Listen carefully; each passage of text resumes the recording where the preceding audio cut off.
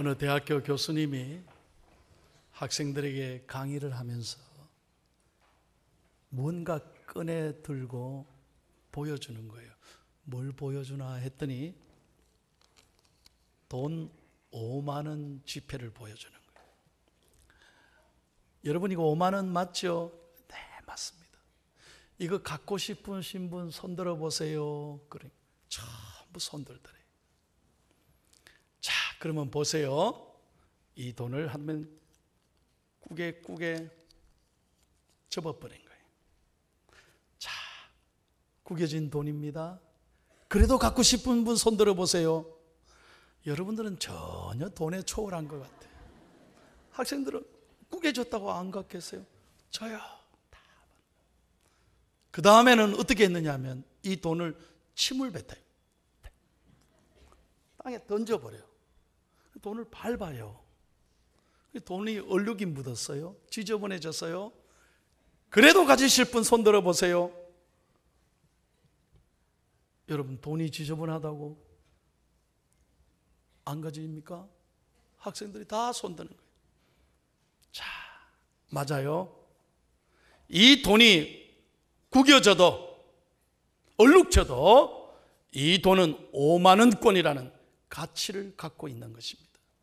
마찬가지로 여러분의 인생이 들어 살다 보면 구겨질 때가 있어. 실패할 때도 있어. 몸이 아플 때도 있고 잘 안 될 때도 있고 내 인생이 얼룩질 때도 있어. 그러나 여러분 존재는, 가치는 절대로 무너지지 않는다는 거예요.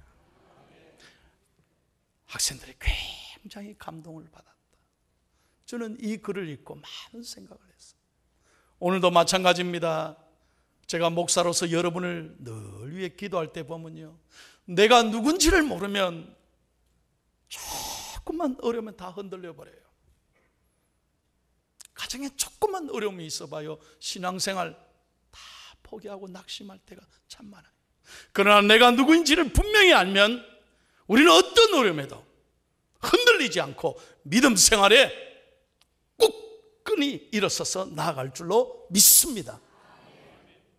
그 신앙생활에 내가 누군지를 아는 것이 굉장히 중요한 것입니다. 저는 요즘 디모데 전서와 후서를 묵상하고 새벽마다 설교하고 있습니다. 며칠 전에 이 말씀을 묵상하고 얼마나 제가 은혜 받았는지. 그래서 오늘과 다음 주 연속으로 하나님의 사람아, 이 말씀으로 설교를 하려고 합니다. 이 본문은 사도 바울이 마지막으로 감옥에 갇혀서 죽기 전에 사랑하는 영적인 아들 디모데에게 마지막으로 보낸 편지입니다. 어디에서요? 감옥에서. 그 간절한 심정으로 아들 같은 영적인 아들 디모데에게 이렇게 간절히 부탁합니다. 자, 11절 다 같이 크게 한번 읽겠습니다. 시작.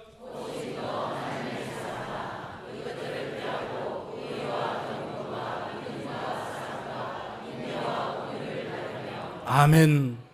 자, 바울이 디모데에게 뭐라고 불렀습니까?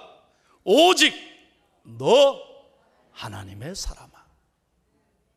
한번 자기 자신을 향해서 크게 한번 선포하겠습니다. 오직 너 하나님의 사람아. 은혜 되시면 아멘. 우리는 이렇게 불리어져야 된다는 거예요. 하나님 앞에서도 마찬가지고 사랑하는 사람들 앞에서 우리 아버지 어머니는 하나님의 사람이셨다. 이 축복을 오고 오는 세대에 남겨야 된다, 이 말이에요. 이것이 가장 귀한 것입니다. 이것만큼 더 축복이 어디 있겠습니까? 그러므로 오늘 저는 설교를 준비하면서 우리 모든 중앙의 가족들이 이 다음에 훗날 하나님 앞에 다 설 텐데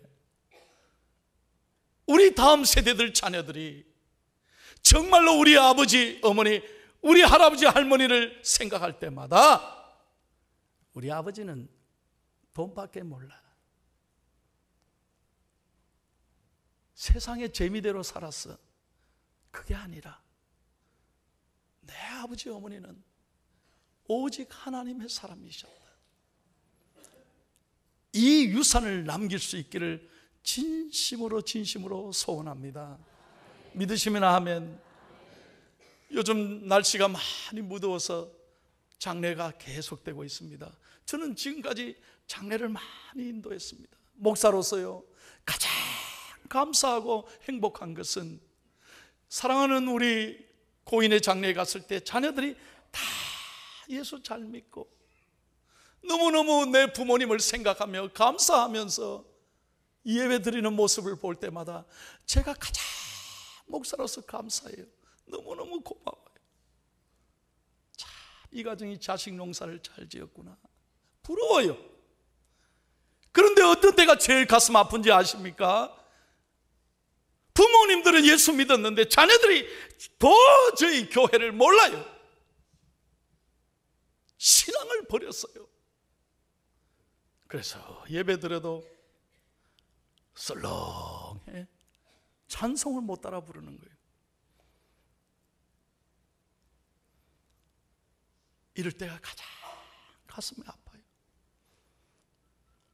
목사의 마음이 이렇게 찢어지고 아프면 하나님의 마음이 얼마나 아프실까, 저는 그런 생각을 해보는 거예요. 그래서 여러분, 오늘 이 설교를 준비하면서 다시 한번 부탁하는 것은 여러분보다 여러분 자녀들이 더 예수 잘 믿는 훌륭한 신앙을 계승하는 복 있는 집안이 되시기를 예수님의 이름으로 축원하는 것입니다. 자, 보십시오. 우리가 정말 하나님 사람답게 살기 위해서는 어떻게 해야 되느냐? 1번을 다 같이 읽겠습니다. 시작. 그렇습니다. 사람은요, 목표가 없으면, 꿈이 없으면 흔들리는 거예요. 여러분, 목표가 없는 사람이 자신의 길을 굳건하게 잘 갈 수 있습니까? 학생이 공부하는 목표가 없으면 공부를 잘할 수 있습니까? 아닙니다. 10년 뒤에 내 모습을 항상 그림을 그리는 사람은요, 절대로 흔들리지 않습니다. 그 길을 어떤 어려움에도 갈 수 있어요. 그러나 목표가 없는 사람은 흔들리는 거예요. 오늘 우리 신앙에도 마찬가지입니다. 우리 신앙의 목표가 뭐냐? 하나님과 사람들에게, 특별히 사랑하는 가족들에게 오직 너 하나님의 사람아, 이 이야기를 들을 수 있어야 된다 이거예요. 성경에 보십시오. 이것을 정언합니다. 성경의 구약 성경에 보면 모든 신앙의 사람들에게 하나님이 붙여줬던 이 별명, 이 축복이 뭐냐? 하나님의 사람이라는 말이었어요. 제가 그것을 여러분에게 하나하나 소개하겠습니다. 먼저 신명기 33장 1절을 다 같이 읽겠습니다. 시작.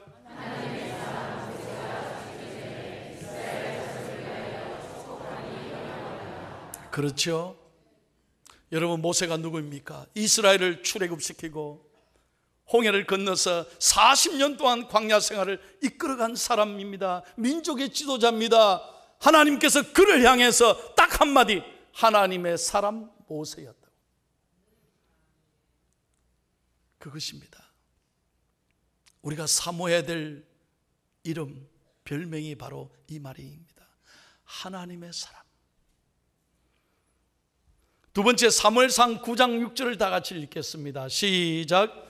그가 대답하되 보소서, 이 성읍에 하나님의 사람이 있는데 존경을 받는 사람, 그가 말한 것은 반드시 다 응하나니 그리로 가사이다. 그가 혹 우리가 갈 길을 가르쳐 줄까 하나이다 하는지라. 세월이 흘렀습니다. 이스라엘이 건립이 되고 왕정시대가 되고 왕을 세울 때 보십시오. 어떤 사람을 세웠습니까?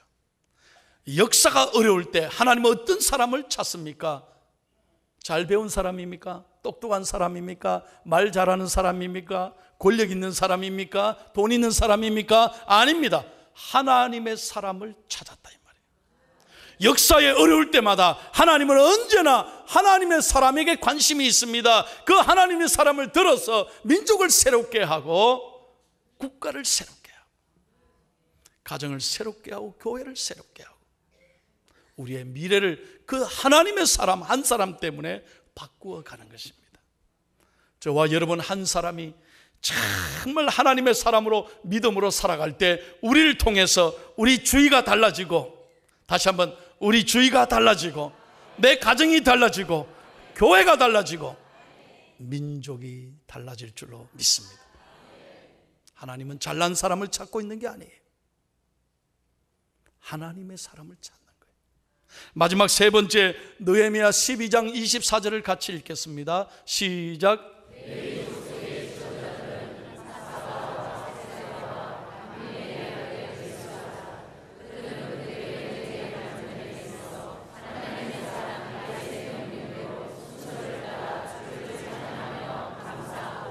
자, 보십시오. 세월이 이제 더 많이 흘렀습니다. 수백 년이 지났습니다. 느헤미야 시대입니다. 느헤미야는 바벨론 포로 생활 70년을 지내고 다시 이스라엘로 돌아와서 무너진 성읍을 다시 재건축했던 지도자입니다.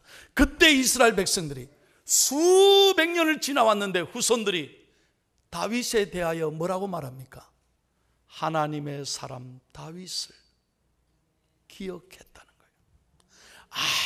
아무리 세월이 흘러도 후손들이 하나님의 사람 다윗이라고 표현하고 있다는 거예요. 바로 이것입니다. 다시 한번 여러분에게 말씀드립니다. 여러분의 자녀들이 내 아버지 어머니를 이 다음에 추억하고 사랑을 기억할 때 어떤 이미지를 남기고 싶으십니까? 정말 내 아버지 어머니는, 우리 할아버지 할머니는 믿음의 사람이었다, 하나님의 사람이었다. 이것이 가장 귀한 유산이요 축복인 줄로 믿습니다. 여러분, 이 다음에 우리가 천국 다 가고요, 우리 자녀들도 다 언젠가는 천국 올 거 아니에요. 그런데 만약 내 자녀들이 믿음이 없어서 천국에서 이 다음에 만날 수 없다면 어떻게 하시겠습니까? 누구의 책임입니까?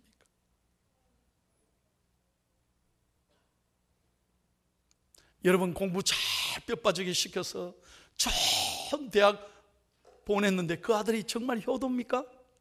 효자노릇 합니까? 잘 사는 아이들이 정말로 부모님 마음을 잘 알아줍니까? 어디에 기준을 두고 자녀를 키우십니까?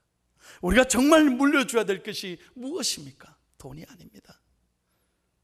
직장이 아닙니다. 학벌이 아닙니다.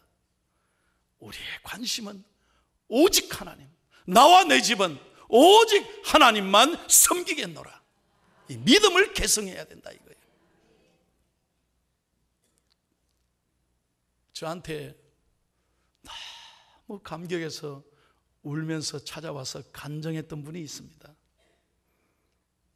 아들이 초등학교 5학년인데 아들 친구들이 자기 집에 놀러 왔습니다. 그래서 아들 방에서 이래 놀고 있는데 엄마가, 집사님이 애들이 놀러 왔으니까 간식을 준비해서 방으로 가지고 올라갑니다.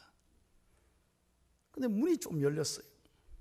말소리가 들려, 이런저런 소리가 들리는데 뭐라고 그러나 이래 들었더니 애들 친구들이, 야, 이건 너희 집이가? 너희 집 돈 많나? 너희 아버지 차 뭐 타노? 너희 텔레비전 몇 인치고 냉장고 뭐고? 애들이 완전 재산 조사를 하는 거예요. 그래서 서로 우리 집은 뭐 있다 뭐 있다 자랑을 하는데 가만히 들으니까 아들은 아무 말도 안 해요. 애들이 자기 집 자랑을 한참 하는데 자기 아들이 조용히 해! 까불고 있어요. 그만해! 왜? 너희 집 뭐 있는데? 잘 들어! 우리 아빠 엄마는 하나님과 친해. 은혜가 안 되시나 봐. 하나님과 친해. 그 순간에 이 엄마가 너무 감사해서 눈물이 쫙, 너무 감사하더래요. 하나님 앞에요, 그때처럼 행복할 때가 없었다. 그래서 저한테 와서 너무 기뻐서 얘기해서 커피 한 잔 사세요. 그래서 이제 축복 아닙니까? 두 번째로, 하나님의 사람은 믿음의 선한 싸움을 싸워서 이겨야 합니다. 우리 2번을 같이 읽겠습니다. 시작.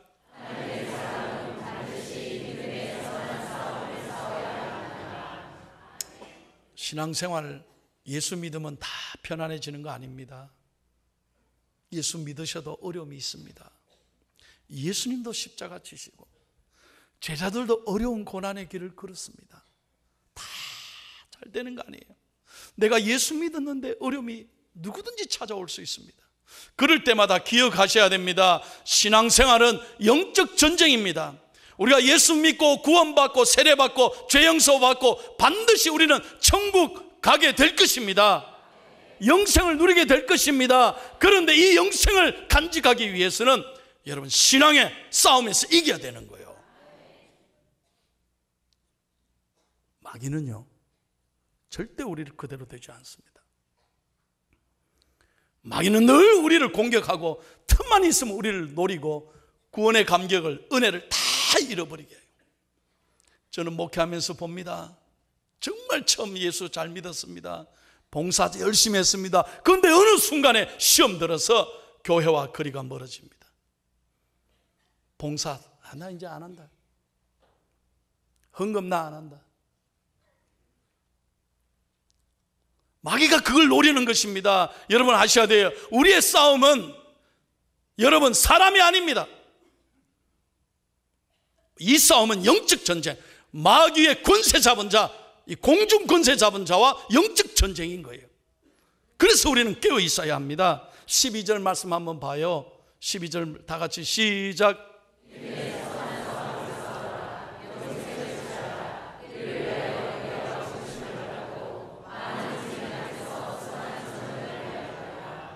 아멘. 예, 믿음의 선한 싸움을 해야 돼요. 그래야 하나님 앞에서 멸류관을 얻고 신앙의 금메달을 받는 것입니다. 여러분 저걸 알아야 합니다. 사사기 7장에 보면 기드온 300 용사가 미디안 큰 군대와 싸우는데 어떻게 이겼습니까? 성경 안 보셨습니까?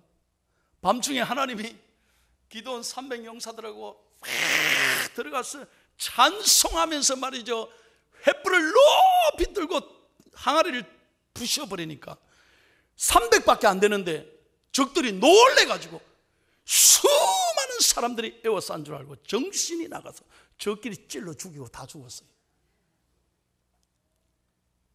저것끼리 다 찔러 죽인 거예요. 적이 누군지를 모르니까 자기들끼리 찔러 죽여요. 자기끼리 싸우는 거예요. 오늘 우리의 적은 사람이 아닙니다. 다른 어느 누구 아닙니다.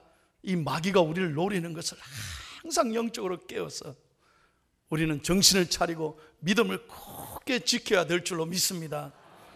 여러분에게 제가 한 가지 물어볼게요. 여러분은 여러분 자신을 잘 지킬 수 있습니까?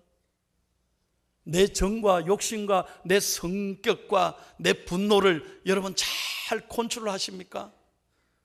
세상에 어제 제가 뉴스 들었는데요, 너무너무 안타까워요. 계속해서 우리나라가 자살공화국 1위입니다. OECD 국가 가운데 가장 자살률이 많습니다. 줄어들지 않습니다. 왜 그렇습니까? 마귀가 끊임없이 내 마음을 무너뜨리게 하는 거예요. 끊임없이 나를 낙심하게 하고 우울증에 걸려서 마귀는 패배의식을 주는 거예요. 네가 할 수 있는 게 뭐냐? 네 마음을 아무도 알아주지 못하잖아. 그 자기 혼자로 느끼는 거예요. 그리고 우울증에 걸려 잠이 안 오고 그 자살 충동을 느끼고, 그뿐만 아닙니다. 최근에 날씨가 더워지고 살기가 어려워지니까요, 분노 조절 장애인들이 너무 많은 거예요. 자기 분노를 조절하지 못합니다. 엊그저께 보셨죠? 층간 소음으로 좀 시끄럽게 했더니 밑에 층에서 위층으로 뛰어 올라가가지고 바로 칼로 찔러주고. 어제는 또 무슨 뉴스가 났느냐, 이 마트에 주차를 하러 가는데 이게 줄이 좀 길어졌나 봐요. 그래서 차 한 대가요 새치기를 하는 거예요. 앞에 팍 빼가지고 자기가 먼저 들어가려니까 이 주차 안내 도우미가 가로막았습니다. 안 됩니다 선생님, 고객님, 차례대로 들어오십시오 하니까 그 사람을 그냥 밀어버렸어요. 네가 뭔데 나를 막냐고. 여러분, 이게요, 분노 조절이 안 되는 거예요. 제가 다시 한번 묻습니다. 여러분은 여러분 자신을 잘 컨트롤합니까? 내 힘으로 나를 이길 수 있습니까? 내 마음을 지킬 수가 있습니까? 마귀는 끊임없이 우리를 노리고 있는 거예요. 그래서 여러분, 고린도전서 9장 27절에 보면 사도 바울도 뭐라고 했냐? 나는 날마다 십자가에 내 정과 욕심을 못 받고 나를 날마다 쳐서 복종시킨다 그랬어요. 이게 영적인 능력인 것이죠. 우리 힘으로 절대로 못 이기는 거예요. 그러나 주님이 함께하면 백전백승인 줄로 믿습니다. 내 힘으로 안 되지만 주님과 함께하면, 주님이 나서서 싸워주시면 우리는 모든 어려움을 이길 수 있는 줄로 믿습니다. 여러분, 우리가 잘 아는 다윗이 골리앗과 싸울 때 골리앗이 얼마나 크고 얼마나 대단했습니까? 아무도 골리앗에 가까이 갈 수 없었습니다. 그런데 다윗 어린 목동은 물맷돌 하나 들고 만군의 여호와의 이름으로 나는 나아가노라. 어떻게 됐습니까? 사람들은 다 생각이, 저 골리앗 가면 맞아 죽겠다, 저 앞에 가면은 조금도 우리 힘을 못 쓴다고 생각하는데, 다윗은 하나님의 이름으로 나가니까 저거는 던지면 더 잘 맞겠다 생각하는 거예요. 크니까 내가 어떻게 던지든 하나님은 맞춰주실 거다. 그 물맷돌, 성경에 안 나와 있습니까? 물맷돌 한 방에, 할렐루야. 내게 능력 주시는 자 안에서 나는 모든 것을 할 수 있느니라. 이 믿음을 가지는 거예요.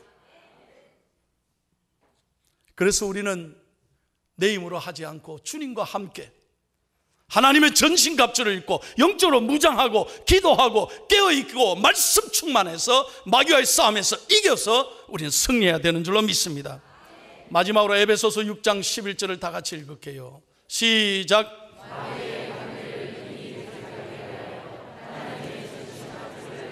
아멘. 여러분, 마귀가 아무리 귀신같이 나를 잘 알고 나를 무너지게 한다 하더라도 하나님과 함께하면 반드시 이길 줄로 믿습니다. 할렐루야. 여러분, 제가 권투 선수를 조금 압니다.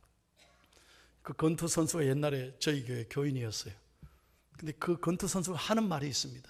목사님, 우리는 싸우기 전에 결정납니다. 뭔데 해보지도 않고 결정나노? 물었더니요, 체급을 딱 몸무게를 재고 난 다음에 둘이서 딱 만나서 인사하는 거예요. 둘이서 이래 첫 인사할 때 그때 승부가 결정난대.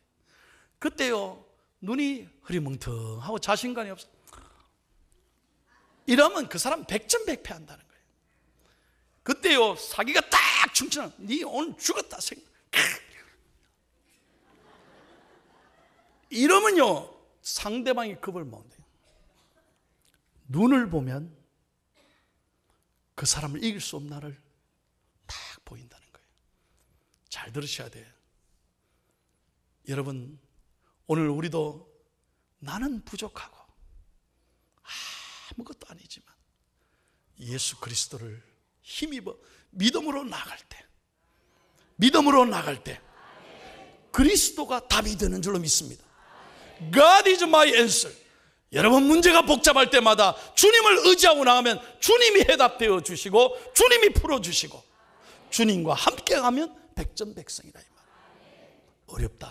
어렵다, 힘들다 절망하지 말고 내가 누군지를 깨닫고 주님 꽉 붙잡고 이 8월 한 달을 승리하는 중앙의 가족 되시기를 예수님의 이름으로 축원합니다.